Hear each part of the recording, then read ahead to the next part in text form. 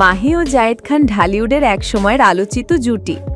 প্রেমের গুঞ্জন ছিল একসময় তুঙ্গে, কিন্তু হঠাৎ করেই আবার তারা একসাথে ধরা দিলেন আমেরিকায়। তাহলে কি পুরনো প্রেম আবার জেগে উঠছে?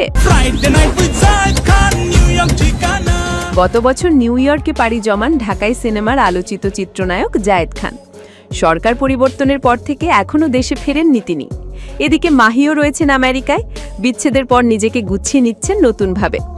সম্প্রতি নিউ ইয়র্কের একটি ঘরোয়া অনুষ্ঠানে দেখা যায় জায়েদ মাহিকে পাশাপাশি বসে হাস্যোজ্জ্বল মুখে। এই দৃশ্যেই যেন আগুনে ঘি ঢেলে দেয় সামাজিক যোগাযোগ মাধ্যম। শুরু হয় নতুন করে আলোচনা, তাহলে কি পুরনো প্রেম আবার রঙিন হয়ে উঠছে? তবে সব গুঞ্জনের জবাবে মুখ খুলেছেন জায়েদ খান।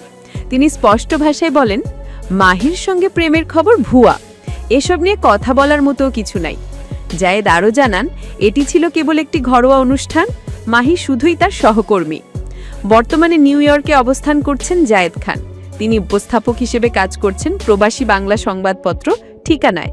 বিভিন্ন আয়োজনে পারফর্মও করতে দেখা যাচ্ছে তাকে। অন্যদিকে মাহিও রয়েছেন নিজের জগতে ব্যস্ত। তবে সব জল্পনার মাঝেও প্রশ্নটা থেকেই যাচ্ছে, পুরনো সম্পর্ক কি আবারও ফিরে আসছে, নাকি সবটাই কাকতালীয়?